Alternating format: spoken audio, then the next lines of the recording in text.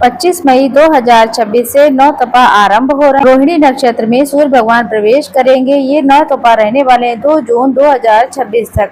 और आपको पता ही है सोमवार को गंगा दशहरा भी है और ये दुर्लभ है कि महादेव के मस्तक पर स्वयं माता गंगा विराजित है। सोमवार के दिन गंगा दशहरा पढ़ना किसी चमत्कार से कम नहीं है। पुरुषोत्तम महीना चल रहा है। तुलसी का उपाय आपको अपने घर पर रहकर किस तरीके से करना, आइए जानते हैं। नौतपा में आप सभी अपने परिवार का, अपने बच्चों का, पशु पक्षी जो भी हैं आपके आसपास, सूर्य नारायण इस समय धरती के बहुत करीब होते हैं। इस समय प्रचंड गर्मी पड़ती है। हर स्वरूप में सभी जन बताते हैं कि नौतपा में बाहर निकलने से बचें, ज्यादा से ज्यादा ठंडक वाली चीजों का प्रयोग करें। किसी न किसी तरीके से आप इस बात का भी ध्यान रखें कि नौतपा के इन 9 दिनों में आपको बैगन और कटहल बिल्कुल भी नहीं खाना है। ज्यादा से ज्यादा बेल के फल का प्रयोग करें, सत्तू का प्रयोग करें, पानी ज्यादा से ज्यादा पिएं। अपना और अपने परिवार का इन 9 दिनों में आपको बहुत ज्यादा ध्यान रखना। कई तरीके के हादसे सुनने को मिलते हैं, कई तरीके के मानसिक कष्ट ऐसे सुनने को मिल जाते हैं। बिल्कुल इस चीज को सुनने के बाद दिमाग खराब होता है, बहुत परेशानी होती है। भले ही किसी के साथ हो लेकिन तकलीफ सबको होती है। पशु पक्षियों के लिए जल, कहीं न कहीं छाया इत्यादि की व्यवस्था करें। अपनी इच्छा के अनुसार आप कोई न कोई कार्य जरूर करें और ठंडक प्रदान करने वाली चीजों का प्रयोग करें और इनका ही दान करने का हमारे शास्त्रों में विधान कहा गया। ये तो बात हो गई नौतपा की। सूर्य भगवान को जल चढ़ाएं, आदित्य हृदय स्रोत का जाप करें, श्रवण करें। गंगा दशहरा सोमवार के दिन है। क्या करना है, जैसे कि गुरुजी ने बताया है, आपको लेना है एक कटोरी में जो आपके घर में तुलसी माता विराजमान है, वहाँ पर आप इस उपाय को करेंगे। काशी विश्वनाथ भगवान का नाम लेकर पितृ दोष की मुक्ति के लिए, घर में बरकत हो, पितृ दोष मिटता है तो सारी चीजें, पितृ प्रसन्न हो जाते हैं। तो ये दिन जो कि गंगा दशहरा का होता है, ये पितरों के तारण के लिए ही हम सभी के लिए कहा गया है, क्योंकि राजा भागीरथ अपने पूर्वजों के तारण के लिए गंगा मैया को कठोर तपस्या के बाद धरती पर लाए थे। सबसे पहले महादेव ने उन्हें अपने मस्तक पर धारण किया। एक धार के माध्यम से हम सभी का कल्याण करने के लिए आज के दिन ही गंगा मैया धरती पर आई थी।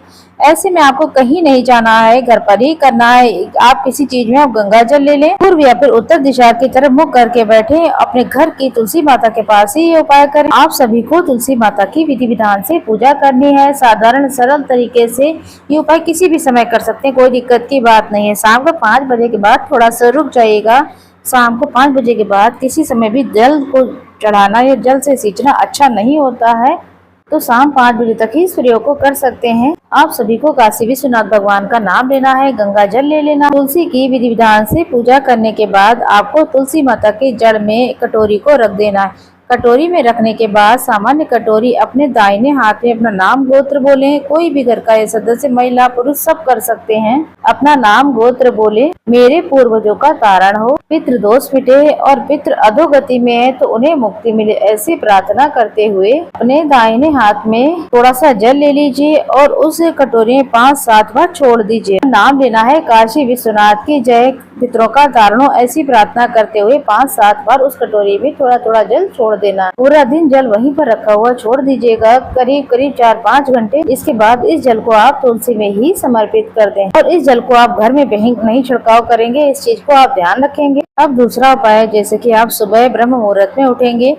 ब्रह्म मुहूर्त में पूजा सफल मानी जाती है। आप सभी जानते हैं अभी पुरुषोत्तम का महीना चल रहा है, जो कि दुर्लभ है। पुरुषोत्तम महीने में क्या आप कथा पढ़ सकते हैं, पढ़ना या फिर सुनना चाहिए। भारी पितृदोष को मिटाने में आप तुलसी का पत्ता ले लें, जल के लोटे में डालें, सर्व पितृ देवाय नमो नमः कहते हुए मन में प्रार्थना करें कि हे गंगा मैया, हे महादेव, जैसे राजा भागीरथ ने अपने पितरों का तारण किया था। आज के शुभ दिन में आज मैं अपने पितरों के निमित्त ये दिव्य उपाय कर रहा हूँ और ये दिव्य जल मैं आपको समर्पित कर रही हूँ पितरों के निमित्त। इस जल को मेरे पितरों तक पहुँचाएं और मेरे सौभाग्य को बनाए रखें और घर की सभी दोष मिट जाएं और पितृ प्रसन्न हो, ऐसी प्रार्थना करते हुए जल के लोटे में तुलसी पत्र 2 की संख्या में डालें और थोड़ा सा काला तिल डाल लें, थोड़ा सा गंगा जल डाल लें। कुछ है तो बहुत ही अच्छा है। कोशिश करें इसमें जौ भी डालें, अगर ये सारी चीजें जो है पितरों से संबंधित होती हैं। इनको आप सभी को ले लेना है, दक्षिण दिशा की तरफ मुख कर लेना है। चाहे पीपल पेड़ की जड़ में करें, चाहे घर में करें, इच्छा आपकी है। सर्व पितृ देवाय नमो नमः, पितृ देवता की जय कहते हुए आप गंगा मैया का ध्यान करें। श्री शिवाय नमस्तुभ्यम मंत्र का जाप करें। पितृेश्वर महादेव की जय कह सकते हैं। इस जल का दान आप अपने घर पर सरल तरीके से कोई भी कर सकता है, चाहे बड़ा है चाहे छोटा है। तो आप अपने पितरों के तारण के लिए जलदान जरूर से करें। ज्यादा विशेष नहीं कर पाते हैं, ये छोटे से तुलसी के ये जो प्रयोग है, इनमें से अगर एक भी कर लेते हैं तो बहुत ही उत्तम रहता है। आपने देखा होगा पितृ दोष की मुक्ति के लिए आपके घर में पंडित जी आते हैं, तर्पण वगैरह करवाते हैं, तो जरूर से तुलसी का प्रयोग उसमें करते हैं। अब तो अगला तुलसी का प्रयोग हम आपको बता देते हैं, जो कि बहुत ही आसानी से आप अपने घर पर कर सकते हैं। इसका लाभ बहुत अधिक मिलता है। वहीं गुरुजी कहते हैं 5-7 सोमवार अगर आप कर लेते हैं, आपको अनंत गुना लाभ मिलेगा। आपको लेनी है एक दूर्वा घास, अपने हाथ में रख लेनी है। दूर्वा लेना है जल का लोटा, और आपको एक बेलपत्र रख लेनी है अपने हाथ में, और अपने घर के मंदिर में 2 मिनट रुकें और अपने पितरों का ध्यान करें, अपने कुल देवी का ध्यान करें। आप ये उपाय गुरुजी के मुख से भी सुन सकते हैं। जैसा कि हम आपको बता रहे, यूट्यूब पे आप सर्च करेंगे तो आपको सुनने को मिल जाएगी। एक दूर्वा, एक बेलपत्र, जल का लोटा लेकर आपको ले चलकर चले जाना है महादेव के मंदिर में। दक्षिण दिशा की तरफ मुँह करके आप महादेव के मंदिर में बैठेंगे। आपको पितरों का और अपनी कुल देवी का ध्यान कर लेना है। आपने जो सामग्री ली है, 1-2 बेलपत्र, एक दूर्वा और एक जल का लोटा, ये आप तीनों चीजें हैं माता सुख सुंदरी के स्थान पर अपनी की मन की बात कहते हुए समर्पित कर देना है। और शिवलिंग पर जो कुल देवी और पितरों के नाम से जल है उसे समर्पित कर देना है। उसके बाद थोड़ा सा जल ला करके अपने घर के दरवाजे पर छिड़काव जरूर से कर लेना है। बहुत ही सरल सा उपाय, एक बार करके देखिए, आपको ऐसे अनंत गुना लाभ सुनने को मिलेंगे। इस दिन आप पितरों के निमित्त पंडित जी को दान जरूर दीजिएगा। इसमें आप चाहे सत्तू हो, सुहाग सामग्री हो, जल का दान इत्यादि किसी न किसी स्वरूप में कर सकते हैं। इस दिन गुरु जी ने जो बताया है लिस्ट के हिसाब से, वो रहेगा पान का बीड़ा। आप पान का बीड़ा दान कर सकते हैं। 33 की संख्या में मालपुआ आज के दिन दान कर सकते हैं। बहुत ही अच्छा परिणाम आपको देखने को मिलेगा। कांच या फिर पीतल के बर्तन में रख करके उसमें 33 मालपुआ आप रखकर दान करते हैं, ये बहुत ही सुखद माना जाता है। कई तरीके के रोग, दोष, संकट, कष्ट, पीड़ा से आपको मुक्ति मिलती है। 33 मालपुआ जो है बैजंती माला रख करके अगर दान करते हैं तो शारीरिक, मानसिक, आर्थिक संकट, कष्ट, बंधनों से मुक्ति मिलती है। तुलसी की लकड़ी को कच्चे सूत में अच्छे से लपेट कर 1000 दीप दान का फल मिलता है। गुरुजी साक्षात बताते हैं, अन्य गुरुजन भी बताते हैं, ये आप सब जानते भी हैं। ये तो हम कई बार आपको वीडियो में बताते ही हैं।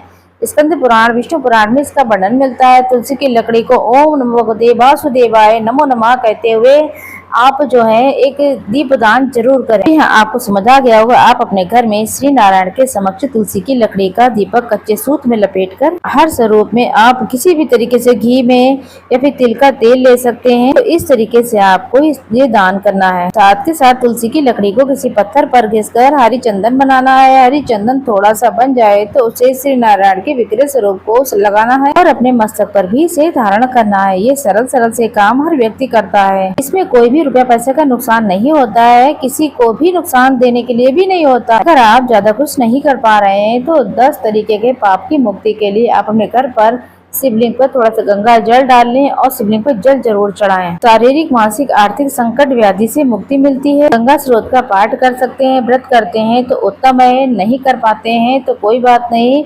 तो व्रत करते हैं तो एक चीज आपको बहुत जल्दी से ग्रहण कर लेनी है, वो है एक छोटा सा आप अपने घर के मंदिर में नहाने के पानी में गंगा जल डालकर स्नान करें। घर पर गंगा जल का छिड़काव करें। बच्चों के नहाने के पानी में जरूर से गंगा जल डालें और आप अपने बच्चों को आज के दिन की महत्वता भी समझाएं। वहीं शिवलिंग पर भी गंगाजल थोड़ा सा समर्पित करने के बाद उसे थोड़ा सा प्राप्त कर लेना चाहिए। अपने नेत्रों से लगाना है, अपने मस्तक पर लगाना है, अपने कंठ, हर जगह इसको लगा लेना है।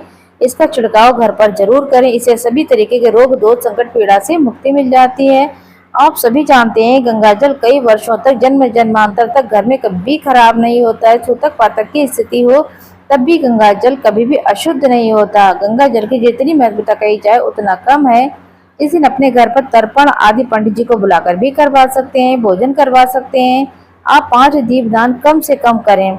वैसे तो इस दिन 10 दीपदान की महत्वता है। पहला दीपक गंगा नदी के तट पर, दूसरा मंदिर में, तीसरा जो है घर की रसोई में, चौथा दीपक जो है तुलसी के समक्ष, पांचवा दीपक बड़ आंवला पीपल श्री नारायण महादेव के मंदिर। इन स्थानों पर दीप दान का बहुत महत्व है। अगर आप इन 10 जगह पर दीप दान ना कर सकें तो मात्र आप अपने घर पर 5 दीपक ले लें, प्लेट में उन्हें रखें, प्लेट में स्वास्तिक बना लें। वही पहला दीपक आप अपने घर की रसोई में माता गंगा और माता अन्नपूर्णा और पितरों के निमित्त। दूसरा दीपक आप अपने घर के मंदिर में लगाएं। तीसरा दीपक अपने द्वार पर लगाएं। चौथा दीपक तुलसी माता के समक्ष लगाएं। पांचवा अंतिम दीपक जहाँ पर आप नहीं पहुँच पाए, जैसे पवित्र वृक्ष, गंगा नदी के तट या कहीं भी जहाँ पर आप जाना चाहते थे, आप अपने घर में ही आकाश दीप दान कीजिए। अपने दाहिने हाथ में दीपक को रखिए और आकाश की तरफ इस दीपक को दिखाते हुए कहिए कि हे महाप्रभु, आज के दिन मैं दीप दान कर रही हूँ, इसे सफल बना दीजिए। ऐसी प्रार्थना करते हुए आपको आज के दिन दीप दान कर देना है। इसका अनंत अनंत गुना लाभ मिलेगा। शारीरिक,